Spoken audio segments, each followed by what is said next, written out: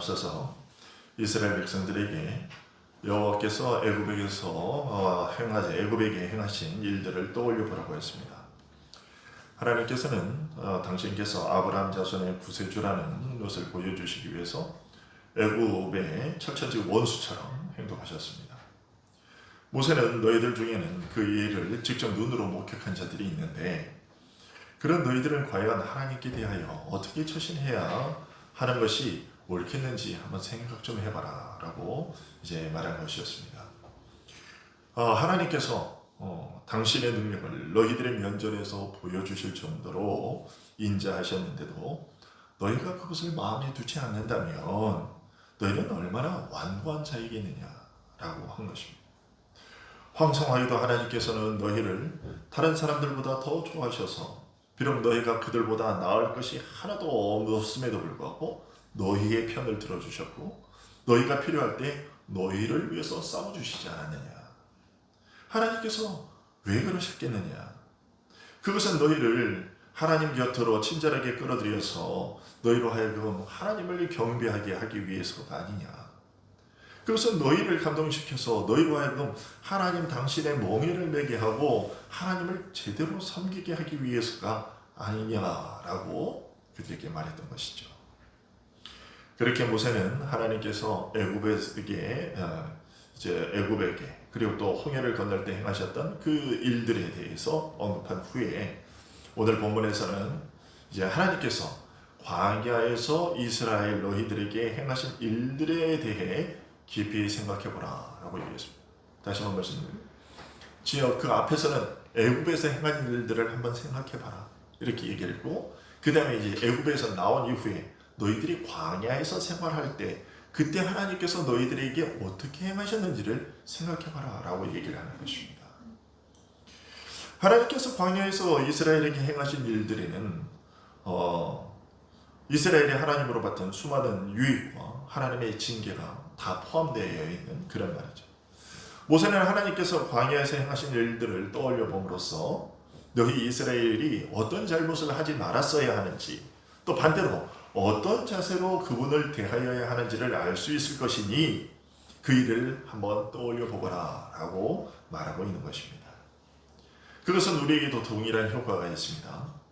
우리가 이스라엘 백성들이 광야에서 경험한 것 같은 그 일을 직접 경험하지는 않았어도 그 일들은 지금도 여전히 동일한 기능을 하고 있습니다. 비록 3000년이라는 긴 세월이 흘렀음에도 하나님께서 행하신 그 일들은 지금의 우리들에게도 동일한 역할과 효과를 발휘하고 있다는 것이죠. 만일 그렇지 않다면 하나님께서 굳이 그 일들을 이렇게 기록해서 오늘 우리에게 전달되도록 하지 않으셨을 겁니다. 그러니 오늘 우리도 다시 한번 하나님께서 광야에서 이스라엘에게 행하신 일들을 떠올려 봄으로써 하나님에게 감동받고 우리가 해야 할 일과 하지 말아야 할 일들이 무엇인지 살펴볼 수 있기를 원합니다. 자, 그렇다면 여러분, 하나님께서 광야에서 이스라엘에게 행하신 일 하면 여러분은 어떤 일이 가장 먼저 떠오르십니까? 우리가 보통은 가장 먼저는 이스라엘이 아무 노력도 하지 않았음에도 불구하고 그들을 만나로 먹여주신 일이 떠오르죠. 그리고 또 어떤 일이 있습니까? 모세가 일일이 언급하지는 않았지만 광야에서 행하신 일을 떠올려보라 라고 한 말을 통해서 우리가 다음과 같은 사실들을 한꺼번에 언급하고 있다는 것을 우리가 알게 됩니다. 너희의 옷이 40년 동안 상하지도 않고 헤어지지도 않게 하셨다. 또 밤에는 빛이라는 가시적인 표적을 통해서 하나님이 너희들의 안내자라는 것을 보여주셨고 낮에는 너희 위에 당신의 구름을 펼쳐놓으셔서 너희를 뜨거운 햇빛에서 보호해 주셨다. 그것뿐이냐? 너희가 목이 말라서 어찌할 바를 모를 때 하나님께서는 마른 바위에서 물 한 방울 나올 수 없는 물 한 방울 담겨있지 않은 그 바위에서 물이 솟아나게 하셨다. 자, 그런 일들을 한번 생각해 보면 너희가 하나님을 섬기는 일에 온전히 헌신하는 것이 마땅하지 아니하냐.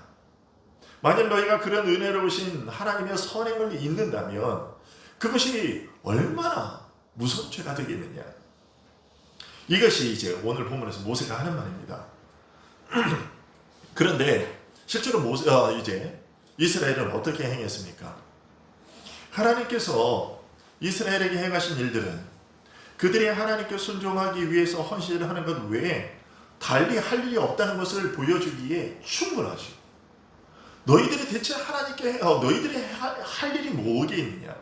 너희들이 할 일은 하나님께서 광야에서 너희들에게 행하신 그 일들을 생각해 보면 너희들이 해야 할 일이라고는 하나님께 헌신하는 일밖에는 없어. 그것 말고는 달리 할 게 없어. 라고 모세가 지금 얘기하고 있는 거거든요.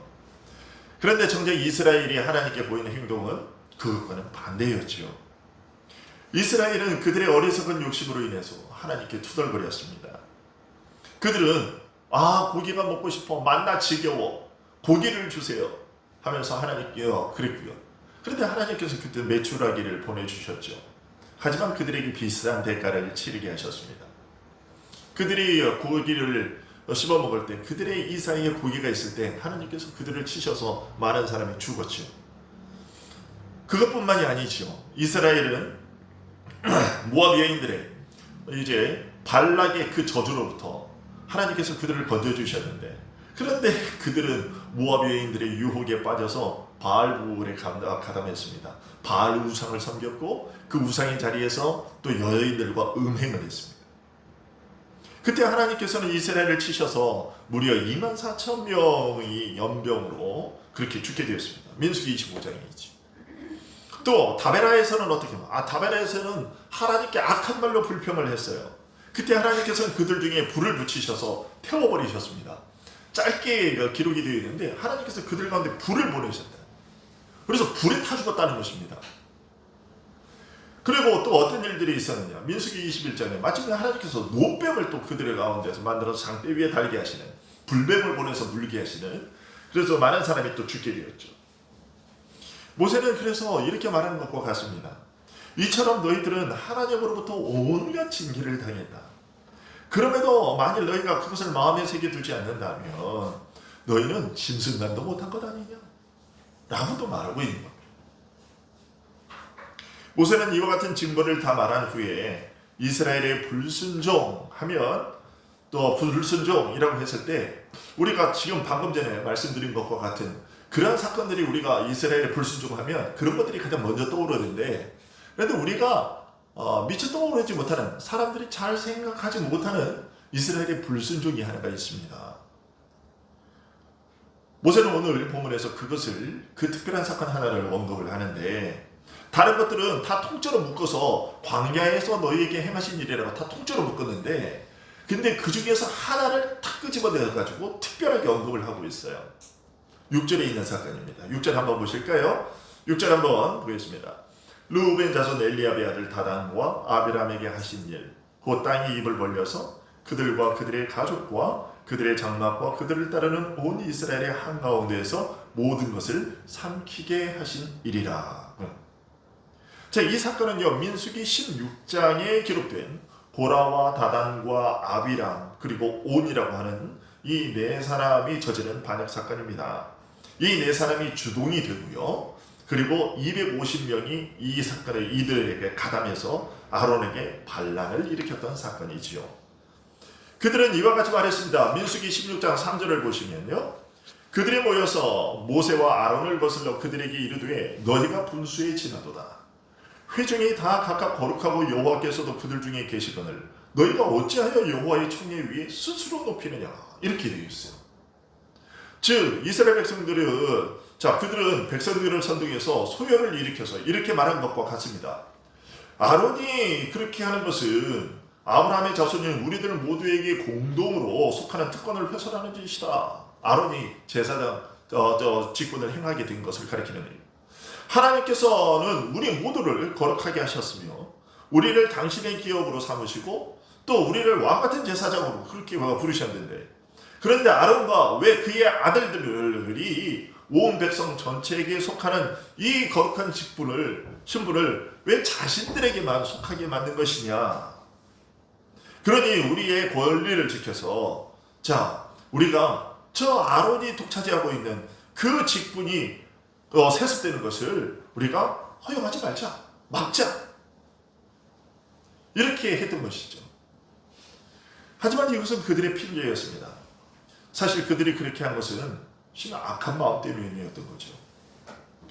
이 사실에 대해서 우리가 제일 먼저 알아두어야 할 것은요, 하나님께서는 아론과 그의 자녀들이 제사장 직분을 그들이 스스로 취한 것이 아니었다는 것입니다. 하나님께서 아론과 그의 아들들이 제사장 직분을 스스로 취한 것이 아니라는 것을 충분히 알 수 있도록 미리 조치를 취하셨는데도 불구하고 이들이 이런 소리를 한 겁니다. 그 조치란 것이 무엇이냐? 한번 생각해 보십시오. 자, 모세가 이스라엘 백성들의 지도자였죠. 그리고 어쨌든 하나님의 크신 역사로 말미암아 그랬지만 그 일들을 그들의 눈앞에서 실질적으로 그들을 이끌었던 것은 이제 모세였습니다. 그렇죠? 그들을 이제 애굽의 노예 가운데서 해방시켜 준 사람이 마치 모세처럼 보였던 거죠. 따라서 만약에 누군가를 높은 자리에 세운다고 그러면 모세가 누구를 세워야 마땅하겠습니까? 그가 이스라엘 백성 앞에서 행한 그 업적들을 보면 모세가 자신의 자녀들, 모세에게도 아들들이 있었잖아요. 그런데 모세가 그의 자녀들을, 아들들을 제사장 직분이나 이런 데 세워가지고 그 자기의 가문이, 자기의 자식들이 계속해서 그것을 받도록 만들었어야 되는데 그렇지 않고요. 그것을 누구에게 임명했냐면 자신의 형을 세웠어요. 아론을 말이죠. 아들들이 아닌 형에게 그 직분을 돌려준 것도 아들에게 물려준 거라 뭐 별반 다르지 않냐, 뭐 그 피가 그 피 아니냐 이렇게 생각할지도 모르겠습니다. 하지만 결정적으로 아론을 선택하신 분은 하나님이시지 모세가 아니었습니다. 출애굽기 28장을 보시죠. 출애굽기 28장을 보면 너는 이스라엘 자손 중 내 형 아론과 그의 아들들 곧 아론과 아론의 아들들 나답과 아비후와 엘르아살과 이다말을 그와 함께 네게로 나오게 하여 나를 섬기는 제사장 직분을 행하게 하되 라고 되어 있습니다.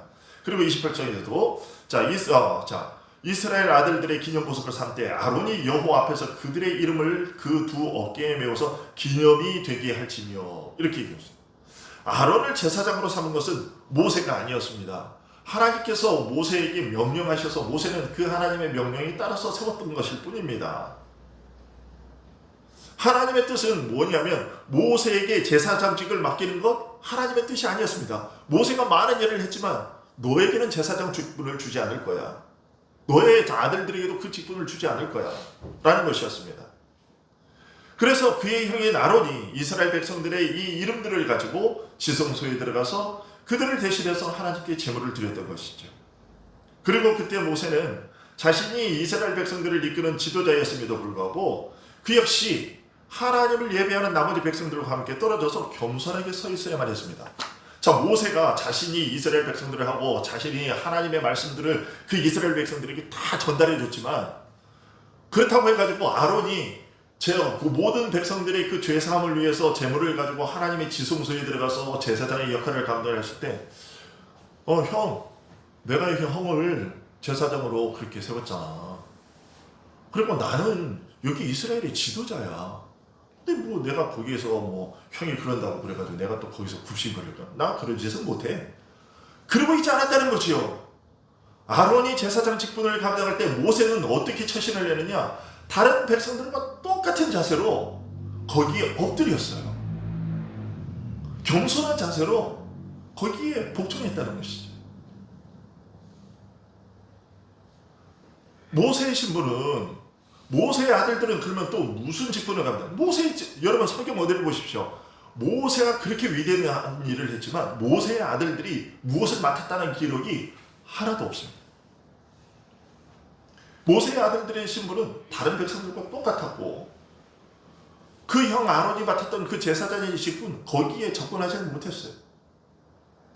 하나님께서는 그것을 통해서 아론이 그런 직분을 수행하게 된 것은 아론과 그의 아들들의 야망이나 세상적인 욕심에 따라 이루어지지 않았다는 것, 그리고 하나님께서 당신의 교회와 성전에서 지켜야 할 질서를 만드신 장본인이시다라는 것, 그 질서를 직접 결정하신 분이 하나님이시다라는 것을 백성들 앞에 똑똑히 보여주셨단 말이죠. 그럼에도 불구하고 이 고라 일당은 아론이 대제사장의 위신을 훼손했다고 부당하게 고발했습니다. 왜 쟤네들이 스스로 그것들을 취해서 그 아론과 그의 아들들이 그 직분을 독차지하는 것이냐? 왜 우리라고 똑같이 못하느냐? 우리도 하나님께서 택하신 백성들인데 왜 못하느냐? 우리도 레위 자손인데 왜 못하는 것이냐? 라고 했던 것입니다. 그래서 하나님께서는요, 어쩔 수 없이 자신이 하신 일에 대해서 변호를 하셔야만 했습니다. 먼저 하나님께서는 모세를 통해서 고라 일당의 행동이 아론이 아닌 하나님께 대한 반역이며 그들에게 허락된 분수 이상의 것을 요구하는 행동이라는 것을 지적하셨습니다. 민수기 16장에 보면, 여러분 민수기 16장을 한번 쭉 아예 펴놓고 쭉 보시면 좋을 것 같습니다. 민수기 16장 한번 보십시오. 먼저 8절을 한번 보시면요, 이렇습니다. 모세가 또 고라에게 이르되 너희 레위 자손들아, 이스라엘의 하나님이 이스라엘의 회중에서 너희를 구별하여 자기에게 가까이 하게 하사 여호와의 성막에서 봉사하게 하시며 회중 앞에 서서 그들을 대신하여 섬기게 하시니 너희에게 작은 일이겠느냐. 이게 무슨 얘기입니까? 이제 고라 일당도 이제 레위 자손이긴 합니다. 똑같은 레위 자손이에요. 그런데 그 레위 자손 중에서도 하나님께서는 특별히 아론과 그의 자식들만, 그의 자손들만 제사장 직분을 감당하게 하신 것이고, 나머지 레위 지파에게는 그 제사장 직분을 감당하도록 하는 일에 옆에서 수종 들고 돕는 일을 맡기셨던 것이죠. 모세가 지금 그것을 얘기하고 있는 것입니다. 너희가 제사장 직분이 아니라 성막에서 하는 다른 일들로 그들을 돕도록 하고 하나님을 섬기게 한 것, 그것이 어디 작은 일이냐라고 얘기를 하는 것입니다. 또 계속해서 10절 보시면, 하나님이 너와 내 모든 형제 레위 자손으로 너와 함께 가까이 오게 하셨거든 너희가 오히려 제사장의 직분을 구하느냐. 이를 위하여 너와 너의 무리가 다 모여서 여호와를 거스르는도다.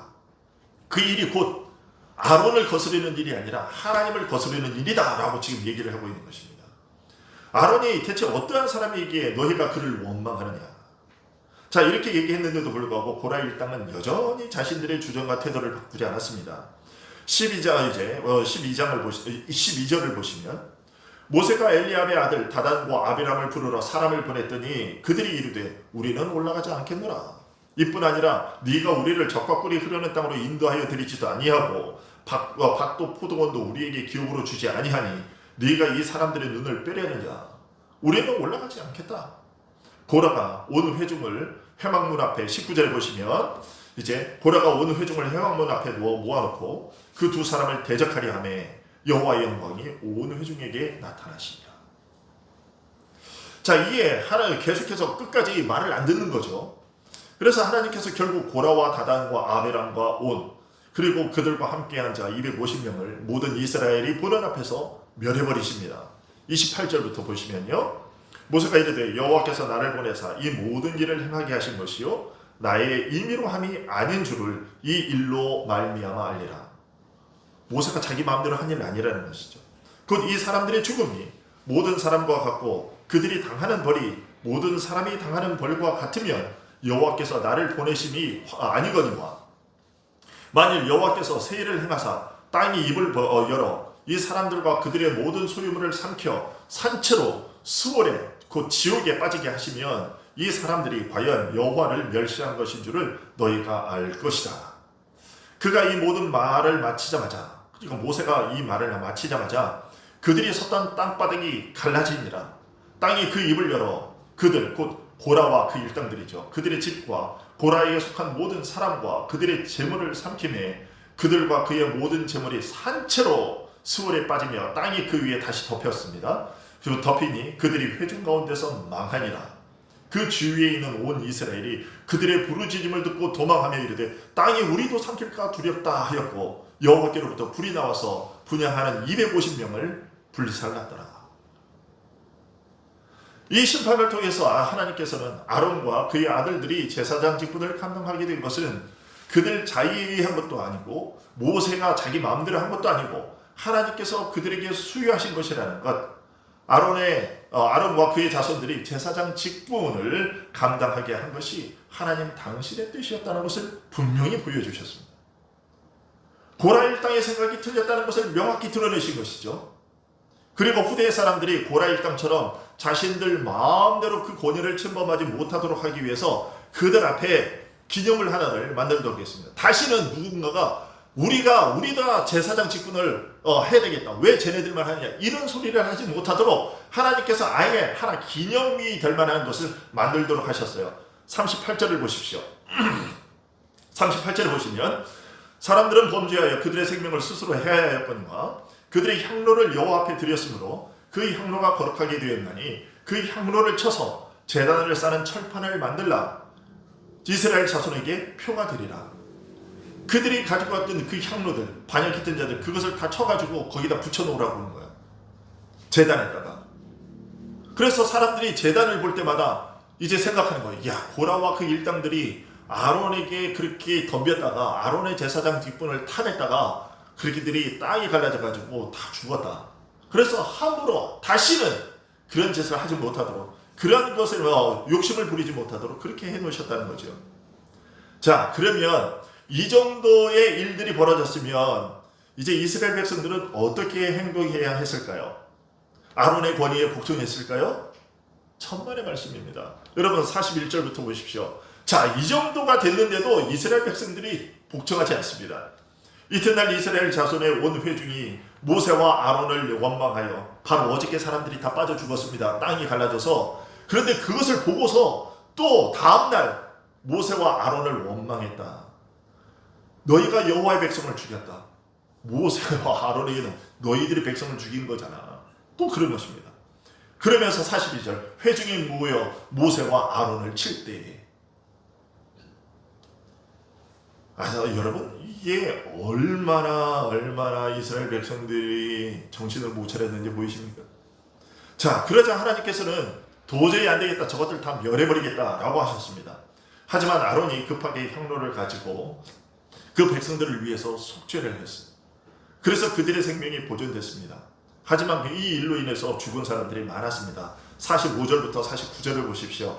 너희는 이 회중에게서 떠나라. 내가 순식간에 그들을 멸하려 하노라 하심에 그 두 사람 곧 모세와 아론이 엎드렸습니다. 이에 모세가 아론에게 이르되 너는 향로를 가져다가 제단의 불을 그것에 담고 그 위에 향을 피워 가지고 급히 회중에게로 가서 그들을 위하여 속죄하라. 여호와께서 진노하셨으므로 연병이 시작되었음이니라. 아론이 모세의 명령을 따라 향로를 가지고 회중에게로 달려간즉 백성 중에 벌써 연병이 퍼진 거예요. 얼마나 이 전염병이 심각했으면 지금 시작되자마자 곧바로 갔는데도 벌써 죽는 사람이 있었던 거예요. 며칠 걸리는 것도 아니고요. 곧바로 그 전염병이 얼마나 지금 우리가 이 코로나로 힘들고 예전에 메르스니 뭐니 많은 전염병들이 있었는데 그렇다고 하루 만에 죽는 일은 없는데 이 사람들은 시작되자마자 바로 죽었어요. 전염병이. 죽은 자와 산자 사이에 섰을 때 연병이 그칩니다. 고라의 일로 죽은 자 외에 고라와 함께 죽었던 자, 고라의 일당들과 함께 죽었던 자가 250명이었는데 그것 외에 이 연병이 죽은 자가 14,700명이었다 라고 얘기를 하고 있어요. 순식간에 14,700명이 죽임을 당한 것입니다. 하나님께서 이렇게 그들을 심판하신 후에 다시 한번 아론을 제사장으로 선택하여 세우신 것은 하나님 당신의 뜻이라는 것을 더욱더 이스라엘 백성들에게 다시 한번 확인해 시켜주십니다. 그 일들을 행하시는데 그 일이 뭐냐? 민수기 17장에 기록된 것인데 12지파를 대표하는 사람들에게, 지휘관들에게 각 지파를 대표하는 지팡이 하나씩 가지고 나와라. 그리고 그 12개의 지팡이와 아론의 지팡이를 함께 지성소의 증거궤, 그러니까 언약궤 앞에 두고 하루를 지나게 해서 그 막길 중에 싹이 난 지팡이의 주인이 하나님께서 제사장으로 임명하신 자다라는 것을 하나님께서 나타내 보이시겠다는 것이었습니다. 그 결과가 어떻게 되었는가? 민수기 17장 이제 보십시오. 4절부터 보시면 그 지팡이를 회막 안에서 내가 너희와 만나는 곳인 증거궤 앞에 두라.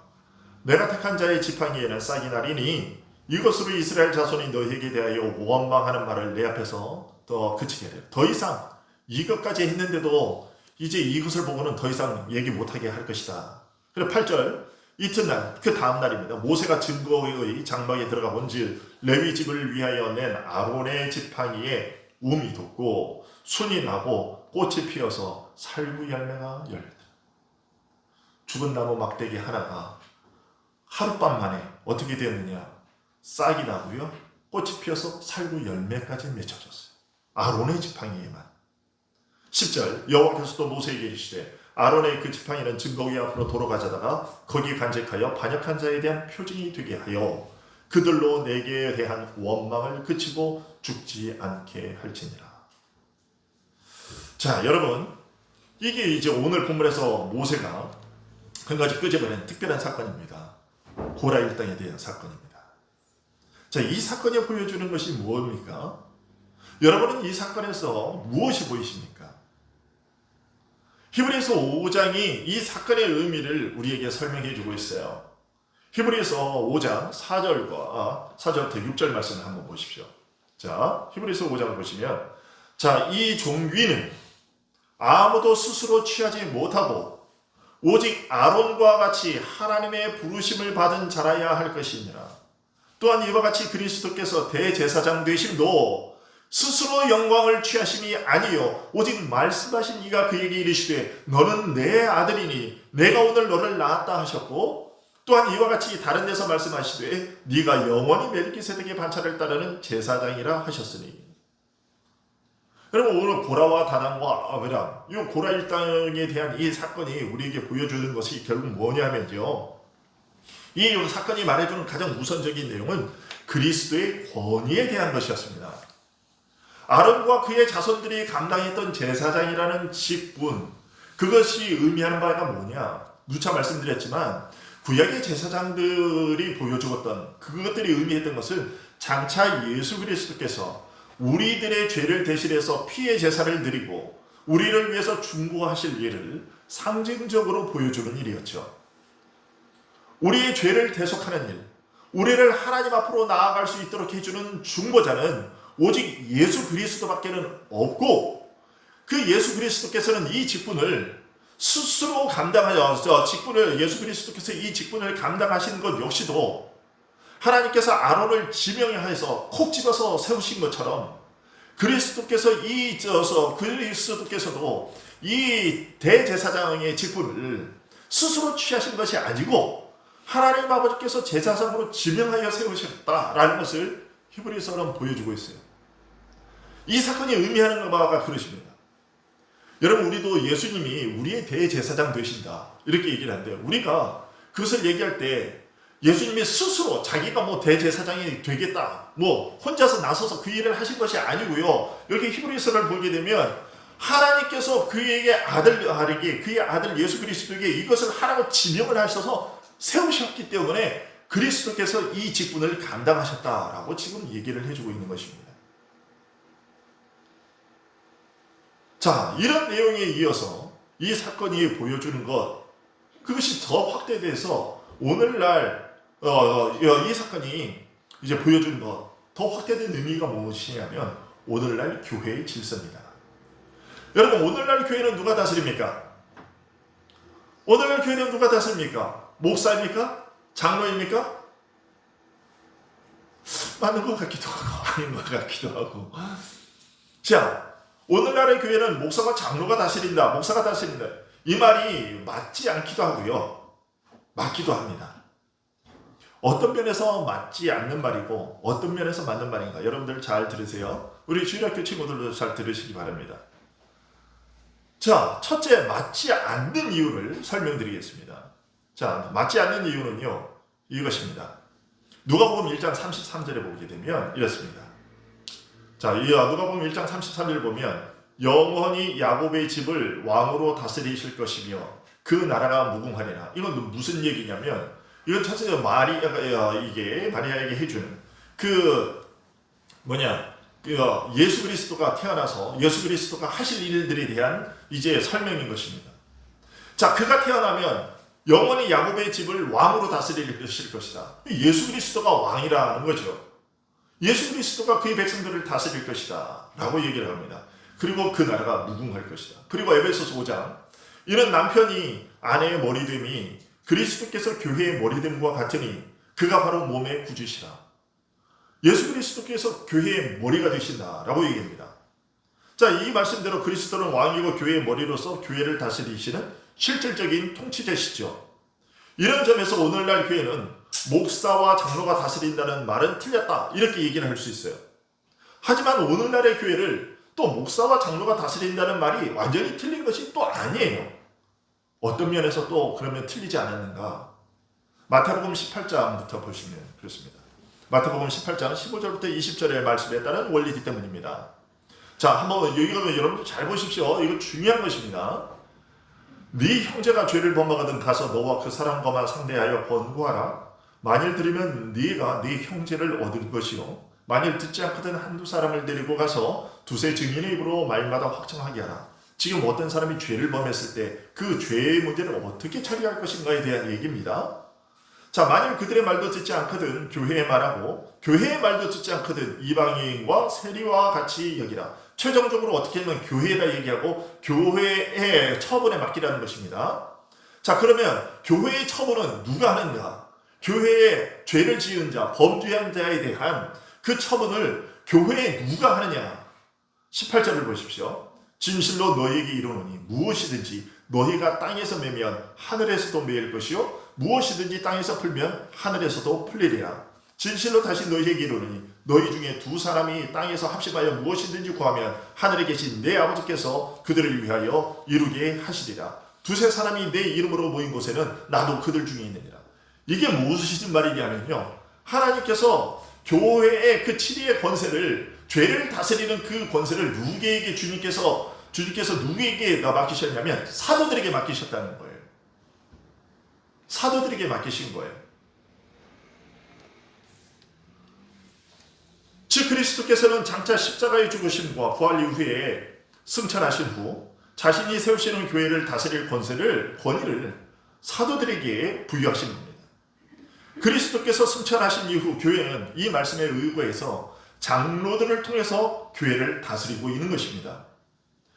우리가 회중주의, 즉 교인들의 의견의 다수를 따라서 교회를 다스리는 것을 인정하지 않고요. 침례교나 다른 교회들은 그렇게 합니다. 침례교회는 어떻게 다스리느냐? 교인들의 다수결에 의해서 그렇게 다스려요. 교인들이 자신들의 다수에 의해서 목사도 자기들이 가운데서 회중 가운데 자신들이 해가지고 세우기도 하고요. 그렇지 않아요. 그런데 우리가 왜 그것을 인정하지 않느냐면 바로 이 말씀의 원리 때문인 것입니다. 왜 우리는 장로들을 세워서 교회를 다스리는가 하면 이 마태복음 18장 18절의 말씀 때문인 거예요. 그리고 이것이 주님께서 세우신 교회의 유일한 통치 원리입니다. 그런데 이런 사실을 알지 못하고 오늘날 고라일당과 같은 주장을 하는 사람들이 있습니다. 여러분 한번 보실래요? 화면 보십시오. 여러분 이게 저희가 그 개혁 포럼을 페이스북에 어떤 사람이 계속해서 뭐 올려놓는 그거예요. 말은 개혁 포럼이라고 돼 있는데 실제로 이 사람이 하는 짓은요, 하는 말은 전혀 개혁주의지가 않아요. 자, 이 사람이 하는 말을 보세요. 무엇이라고 얘기했냐? 성경은 신학 연구용이 아니라 모든 백성을 위해 쓰인 책이다. 일부 목사들이 마치 자신만이 성경을 바르게 해석할 수 있다고 생각하는 건 큰 착각이며 오만이다. 성도들이 성경을 읽는다는 건 이미 각자 성경을 해석하고 있는 것이다. 그러니까 성경을 목사만 해석해서 열리게 해줄 것이 아니라 설교권이 목사에게만 있는 게 아니라 우리 아무나 다 성도라면 다 할 수 있다. 이렇게 얘기하는 거예요. 그 다음 화면도 보세요. 자, 보면 어떤 목사들은 무당 발작증이 심각하다. 틈만 나면 남을 흉계하려 들고 틈만 나면 무당 행세하려 한다. 목사는 사도나 사제나 제사장이나 성직자가 아니고 교사다. 개신교에서는 목사도 평등한 신도 평신도다. 또 다음 어떤 말을 또 하냐면 목사 중심 교회를 타파하고 성도 중심 교회를 세우지 못하면 개신교는 희망 없다. 목사가 영구직 당회장을 하는 것보다 장로가 임기직 당회장이 되는 게 더 바람직하다. 목사 패권주의가 개신교를 망치고 있다. 근데 이 사람이 이렇게 글을 올려놓으면 이 밑에 많은 사람들이 댓글을 받고 좋다고 그리고 막 옳다고 막 댓글을 달아요. 자, 이 사람들이 이런 말을 하는 것은요, 그들 오늘 본문의 말씀이 의미하는 바가 무엇인지를 알지 못하기 때문인 거예요. 바울 사도는 분명히 교회의 머리 되시는 그리스도께서 신약의 교회를 다스리기 위해서 세우신 질서에 대해서 다음과 같이 말해줬습니다. 에베소서 4장을 보십시오. 우리 각 사람에게 그리스도의 선물의 분량대로 은혜를 주셨다. 우리 각 사람에게, 모든 사람에게 하나님께서 은혜를 부어주신 건 맞습니다. 그리스도께서 은혜를 주신 건 맞습니다. 자, 똑바로 보십시오. 예, 여러분 오늘 이거 되게 중요한 것이니까 조심하시고 다 보십시오. 자, 주님께서 교회의 머리는 분명히 주님이십니다. 그런데 그 주님께서 자신의 몸된 교회를 다스리는 방식으로 어떻게 행하셨느냐. 에베소서 4장 자 7절에 보면 그리스도께서 모든 성도들에게 다 선물에 각 사람에게 맞는 그런 분량대로 은혜를 주셨습니다. 자, 똑같이 주신 거 아니에요. 골고루 다 모든 사람에게 은혜를 주시기는 했는데 그 은혜를 주신 내용이 다 똑같지는 않다는 것입니다. 그러므로 이르기를 그가 위로 올라가실 때 사로잡혔던 자들을 사로잡으시고 사람들에게 선물을 주셨습니다. 8절. 그 다음에 9절 올라가셔서 자 10절 한번 보십시오. 자 11절로 바로 가죠. 11절로 가보면 그가 그리스도께서 어떤 사람은 사도로 그리스도께서 주신 선물의 분량이 어떤 것인지를 설명하는 것입니다. 어떤 사람은 사도로 세우시고 어떤 사람은 선지자로 세우셨고 어떤 사람은 복음 전하는 자로 어떤 사람은 목사와 교사로 삼으셨다. 이런 성도를 온전하게 하여 봉사의 일로 여기에서 성도를 온전하게 하여 이 교회를 세우는 거예요. 교회를 세워서 교회를 세우는 일을 하게 했다는 것입니다. 그리스도의 몸, 곧 교회를 세우기 위해서 주님께서 친히 어떻게 해야 되냐. 어떤 사람은 사도에게, 어떤 사람은 선지자로, 어떤 사람은 복음 전하는 자로, 어떤 사람은 목사와 교사로. 분명히 성경이 이렇게 얘기를 하고 있는데 각자의 분량이 다른 거예요. 자, 이 사람들이 자기가 나는 사도가 되고 싶어 그래가지고 사도가 되는 것 아니고요. 그리스도께서 사도라는 직분을 세우신 것이고 그리스도께서 직접 어떤 사람을 선지자로 세우신 것이고 그리스도께서 어떤 사람을 그렇게 복음 전하는 자로 목사로 교사로 세우셨다는 것입니다. 자, 주께서 세우신 질서가 이러하다고 분명히 얘기하고 있는데도 아직도 고라 일당과 같은 소리를 하는 사람들이 있는 것은요, 바로 성경을 전체적으로 이해하지 못하고 어떤 한 구절에만 눈이 고정되어 있기 때문이에요. 곧 베드로전서 2장 9절의 말씀이에요.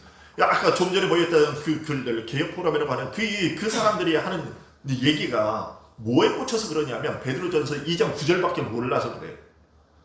너희는 택하신 족속이요 왕같은 제사장들이요 거룩한 나라요 그의 소유가 된 백성이니 라고 하는 이 말. 그렇습니다. 지금 우리는 모두가 다 똑같아요. 이 말씀에 근거해서 오늘날 우리는 만인 제사장이라 라는 말을 하는 것이죠. 성도들 간에 위아래가 없다는 거죠. 계급이 없다는 거죠. 맞습니다. 오늘날 교회는 위아래 높고 낮은 없이 모두가 동일합니다. 목사, 장로, 그런 성도, 집사 할 것 없이 모두가 다 동등한 자들입니다. 하지만 교회를 다스리는 질서에 있어서는 그렇지 않습니다. 신분에 있어서는 모두가 똑같지만 질서에 있어서는 그렇지 않다는 것입니다. 성도 개개인들에 대해서는 위아래의 계급이 없지만 교회를 다스리는 질서에 있어서는 다른데 교회가 하나님의 뜻에 의해서 하나님의 말씀에 의해서 다스려지도록 하기 위해서 주님께서는 에베소서 4장이 알려주는 대로 교회의 목사를 세우신 것입니다. 따라서 성도들은 목사라는 한 개인의 명령을 따르는 것이 아니라 예를 들면 여러분들은 배경훈이라는 사람의 말을 따르는 것이 아니라 주께서 세우신 목사라는 직분에 임명된 자가 전하는 하나님의 말씀에 따르는 것이. 그리고 이런 원리에 입각해서 목사는 자신의 의견이나 생각을 말해서는 안 되는 것이고 오직 성경의 말씀이 하나님의 말씀으로서의 권위를 가지고 전달되도록 그 말씀의 뜻을 제대로 해석하고 전달하기 위한 각고의 노력을 해야 되는 것입니다. 여기에 내가 하고 싶은 말이 들어가는 것은 아닌가. 이것을 철저히 조심하고 이 말씀이 말하고 있는 것만 전하실 수 있기 위해서 노력해야 된다는 거예요. 주의해야 돼요. 그런데 이와 같은 자세를 취하지 않기 때문에 오늘날에도 사실 고라 일당과 같은 주장을 펼치는 사람들이 생겨나게 된 것이죠. 오늘날 교리와 교회에 반대하는 주장들이 점점 그 위세를 더해가고 있는 첫 번째 이유는 목사들조차도 오늘 말씀에서 얘기하고 있는 것과 같은 이 고라 일당의 사건과 또 아까 히브리서의 말씀과 하는 이런 것들에 대한 원리를 충실히 인지하거나 또 이해하지 못하기 때문에 또 그것을 따르지 않기 때문에 아까 그런 헛소리를 고라 일당과 같은 주장을 하는 사람이 생겨난 것이고요. 두 번째 이유는 사람들이 우리 하나님께서 우리 가운데에 제정해 놓으신 그 질서를 바꾸어 놓으려고 하기 때문이에요. 하나님께서는요, 오늘 본문에서 세워진 것, 그리고 히브리서에서 세워진 것, 에베소서에 말씀하시는 이 교리를 통해서 우리 신약의 교회들을 다스립니다. 오늘날의 교회뿐만 아니라 신약의, 그러니까 신약 성경에 쓰여져 있던 초대교회 때부터 이 원리에 의해서 교회들은 지금까지 온 거예요. 그렇기 때문에 사람들이 이 규례를 파기하기 위해서 최대한의 노력을 기울인다면 금방 전에 햇설이 했던 그런 사람들은요, 그것은 교회를 바르게 세우는 것이 아니라 그리스도께서 세우신 교회를 파괴하는 행위. 예수 그리스도의 얼굴에 침 뱉는 거예요. 분명히 말씀이 뭐라고 얘기합니까? 이 규례를 세우신 것은, 이 질서를 세우신 것은 그리스도다라고 얘기를 하고 있고, 모든 말씀이 오늘 본문에 고라와 다단의 일당과 마태복음의 18장 18절과 에베소서 4장의 말씀과 히브리서의 모든 말씀이 다 이 질서를 누가 세우셨느냐 라고 했을 때 바로 주님께서 세우셨다, 하나님께서 친히 세우신 것이다 라고 얘기를 하고 있는데, 그걸 아니라고 우기면서 왜 니네만 목사만 혼자 설교를 하느냐 이렇게 얘기를 하고, 우리 모두가 아무라도 내가 깨달은 거 있으면 아무라도 올라와서 설교할 수 있다 이렇게 얘기를 하면, 그것은 주님께서 세우신 이 질서를 무너뜨리는 것이고 교회를 무너뜨리는 거예요.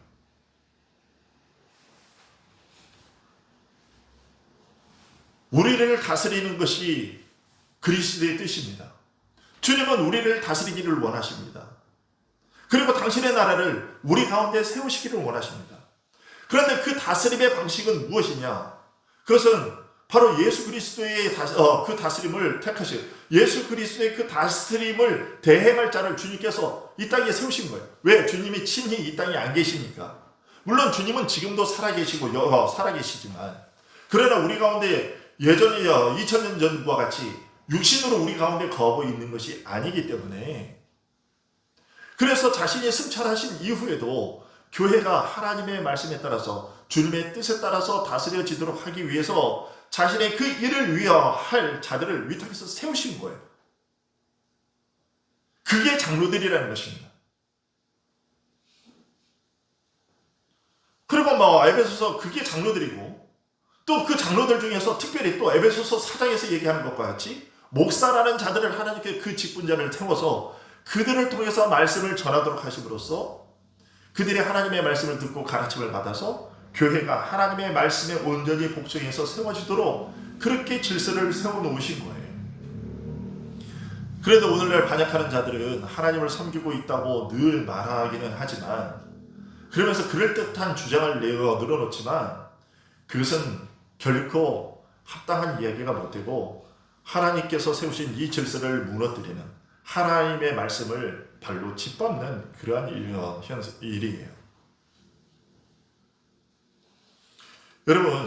여러분들 혹시 궁금하지 않으셨습니까?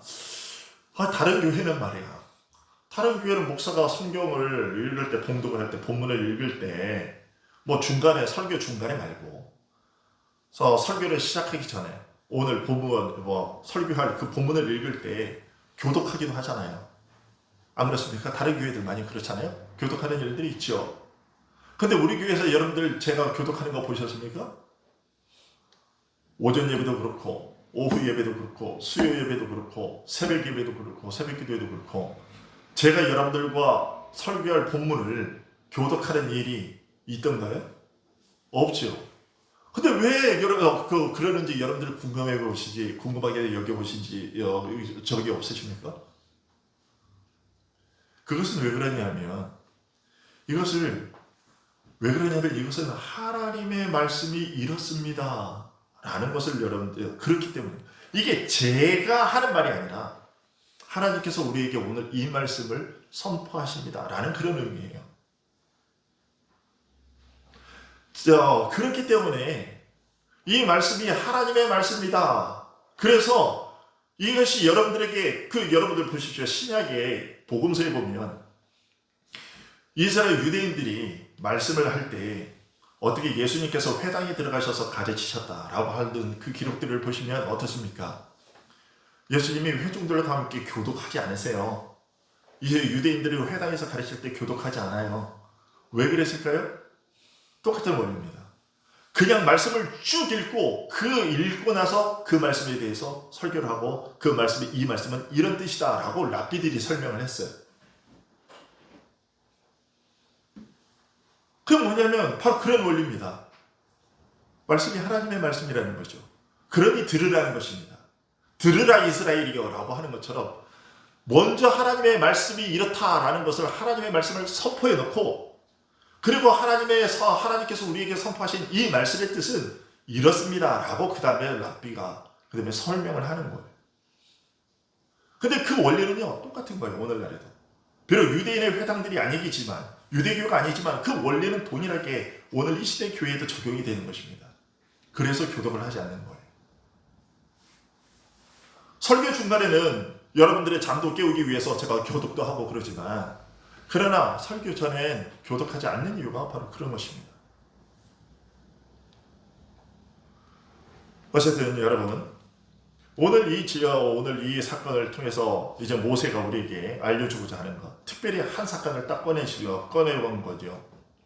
고라 일당의 그 반역의 사건을 꺼내서 얘기해 주는 것은 바로 그것입니다. 무엇이냐면 하나님께서 너희들에게 하나님의 말씀을 전하기 위해서 특별히 세우시고 너희들을 대신하여 너희들을 위해서 세우신 자에 대해서 함부로 그렇게 그 질서를 훼손하지 마라.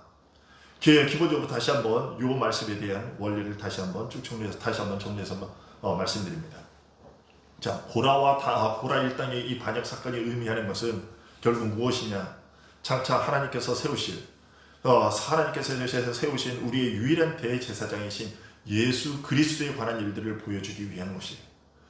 이 제사장의 직분이라는 것은 예수 그리스도께서 우리를 위해서 십자가에서 달리시고 그리고 부활하셔서 우리를 구원하실 일들, 우리를 하나님께로 데리고 가실 그 일들에 대한 예표, 그것에 대한 모형으로 하나님께서 구약의 제사장들을 세우신 것이고, 그리고 그 일을 이제 예수 그리스도께서 오셔서 직접 이루셨는데, 아까 우리가 히브리서 말씀에서 보았다시피 예수 그리스도께서 우리의 대제사장이 되신 것조차도 그가 스스로 그 직분을 취한 것이 아니라 하나님께서 너는 내 백성들의 구원을 위해서 제사장의 직분을 감당하라. 그래서 성부께서 성자에게 그것을 지명하시고 세우셨기 때문에 그리스도께서 그 일을 감당하신 거예요.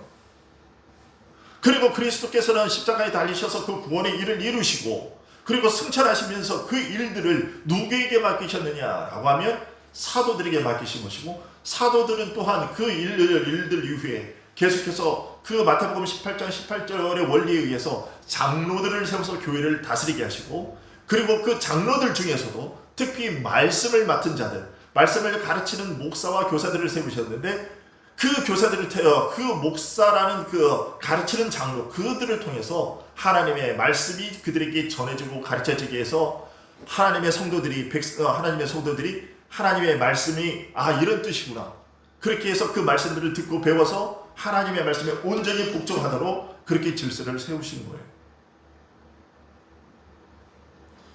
자, 그래서 오늘 본문 8절에 보면 이렇습니다. 오늘 본문 마지막 8절을 보면, 그러므로 너희는 내가 오늘 너희에게 명하는 모든 명령을 지키라. 그리하면 너희가 강성할 것이요 너희가 건너가 차지할 땅에 들어가서 그것을 차지할 것이며. 결국 여러분, 이것을 오늘 우리에게 적용하면 목사가 틀린 말을 하지 않으면 세상이 무슨 정치적인 이야기를 한다든가 여기 서서 무슨 경제 이야기를 한다든가 무슨 자신의 어떤 심리 상담 같은 것을 한다거나 그런 잡소리를 늘어놓지 않는 이상, 그리고 오늘 읽은 이 본문에 대해서 이렇게 쭉 설명해서 이런 것이 이런 뜻입니다 라고 설명을 해주면 그 말씀들에 대해서는 여러분들이 그것을 하나님의 명령인 줄 알고 받는 것입니다. 그건 목사의 말이 아니라 하나님의 말씀인 겁니다. 그러니까 목사가 이런 얘기를 했는데 목사 말을 안 듣는다 그러면요, 여러분들은 그걸 목사의 말을 안 들은 게 아니라 그건 하나님의 말씀을 안 들은 거예요.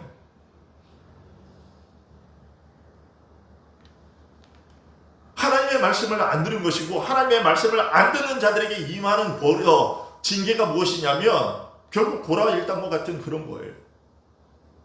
목사가 여기서 전하는 하나님의 말씀이 이렇습니다라고 설명하고 이런 것들을 얘기하고, 그래서 우리는 이렇게 살아야 됩니다라고 얘기를 했는데 그 말씀에 순종하지 않으면 그것은 하나님의 권위에 도전한 것입니다. 고라 일당과 같이 하나님께서 세우신 권위에 도전하는 거예요. 왜? 목사가 말하는 그 말을 안 들은 것은 그리스도의 명령을 거부한 것이고, 그 그리스도의 명령을 거부했다는 것은 그 고라 일당이 아론에게 대적한 것과 똑같은 짓인 거예요. 그러나 목사가 하나님의 말씀을 밝혀서 여러분들에게 전했을 때 여러분들이 그 말씀을 들으면 어떻게 되는 것이냐, 8절과 같은 그러한 일들이 있는 것입니다. 뭐냐면 오늘 너에게 명하는 모든 명령을 지키라. 그리하면 너희가 강성할 것이요. 우리의 강성함, 우리 성도들의 강성함이 어디 있느냐 하면 말씀을 따르는 거예요.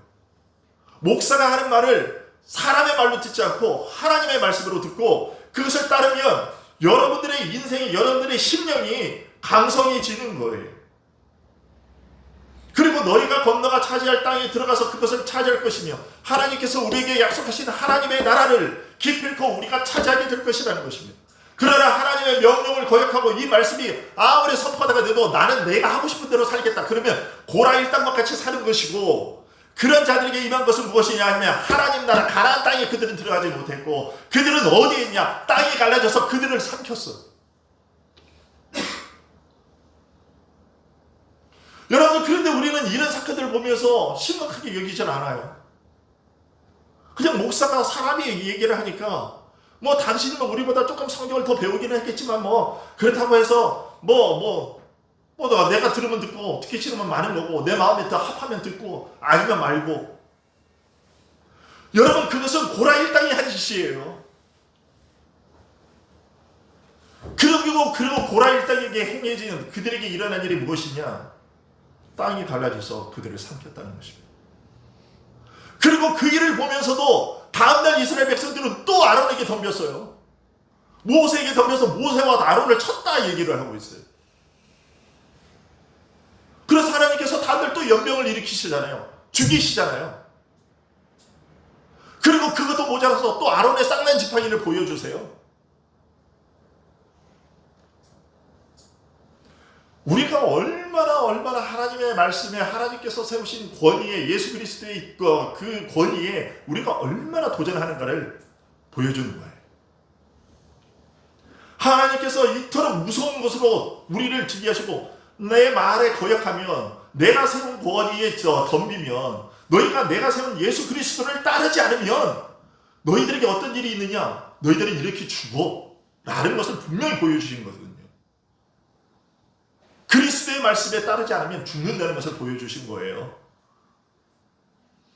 그런데도 이스라엘 백성들은 그 다음날 되면 똑같은 짓을 하는 거예요. 하나님의 권위에 도전하고 그가 세우신 제사장에게 덤비고. 오늘 우리도 똑같아요.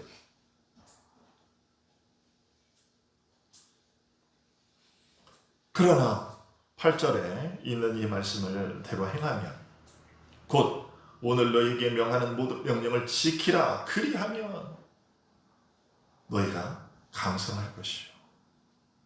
우리가 말씀을 따라 지키면 우리는 분명하게 이 험한 세상에서도 우리의 영혼이 늘 강건하게 될 것입니다. 우리의 삶이 강건하게 될 것이. 그리고 너희가 건너가 차지할 땅에 들어가서 그것을 차지할 것이다. 하나님 나라를 마침내 우리의 기업으로 차지하게 될 것입니다. 정말 우리가 하나님의 말씀을 정말로 무겁게 받아들이고, 그래서 우리의 왕이신 예수 그리스도께 복종함으로써, 그리고 그것이 오늘날 목사를 통해서 그리고 장로들을 통해서 그것이 이루어지고 있다는 것을 여러분들이 명심하고, 정말이지 부족한 제가 말씀을 전하는 것이지만 이 설교 시간에 대언해지는 이 말씀만큼은, 이 시간만큼은 좀 모자란 배경이라는 인간이 하는 말로 듣지 마시고, 주님께서 지금 나에게 말씀하고 계시는구나, 이게 하나님의 말씀이구나 라는 이런 마음으로 받으시고, 그래서 이 말씀대로 행하심으로 이 오늘 본문에 있는 이 복들을 여러분들이 받아 누릴 수 있기를 간절히 소원합니다. 기도하겠습니다.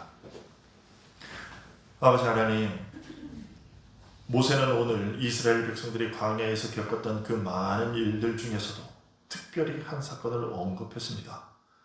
고라와 다단과 아비람과 온, 그리고 그들과 함께 있던 250명의 반역자들, 그리고 그들과 함께 그들의 말에 현혹되어서 또 모두 일어났던 그 백성들의 그 죄악들, 그리고 그 죄악들에 대하여 하나님께서 어떻게 심판하셨는지에 대해서 언급을 하고 있습니다. 그 모든 것은 결국 하나님께서 세우신 권위에 대한 도전이었고, 그것은 그 한 사람에 대한 권위에 대한 도전일 뿐만 아니라 곧 하나님께 대한 반역이었던 것을, 그들이 똑똑히 명심하고 그런 일들을 행했을 때 그들에게 어떤 참혹한 일들이 일어나는지를 기억하게 하여 그들이 그런 실수를 반복하지 않도록 하기 위함이었습니다. 아버지 하나님, 그런데 오늘날 우리는 그 사건을 보면서 이스라엘 백성들처럼 별로 심각하게 해서 여기지 않습니다. 고라 일당이 그렇게 반역과 하나님 땅에 집어삼킴을 당하였어도 그 다음날 곧바로 또 아론과 모세를 대적하여 일어났던 이스라엘 백성들입니다. 마찬가지로 우리도 오늘날 계속해서 하나님의 말씀을 읽고 배웠어도 내일이면 똑같이 또 하나님의 권위에 예수 그리스도께 반역하는 그런 일들을 살아가게 됩니다. 아버지 하나님, 우리가 언제까지 이런 어리석은 일들을 반복해야 할까요? 아버지 하나님, 이러한 어리석은 짓, 패역한 짓에서 돌이키게 하여 주시고, 그리고 정말로 하나님의 말씀에 순종함으로 오늘 본문에서 우리에게 약속하신 것처럼 우리가 강성하게 되고 하나님께서 우리에게 약속하신 그 기업을 차지하는 그런 복을 누리는 자들 되게 하여 주시기를 간절히 소원합니다. 우리의 능력으로는 불가하오니 주여 우리를 불쌍히 여기셔서 성령께서 우리를 늘 휘감아 주셔서 우리의 생각을 깨우치시고 우리의 마음을 돌이키셔서 하나님의 말씀에 순종하는 우리들 될 수 있도록 도와주시옵소서. 예수 그리스도의 이름으로 기도하옵나이다. 아멘.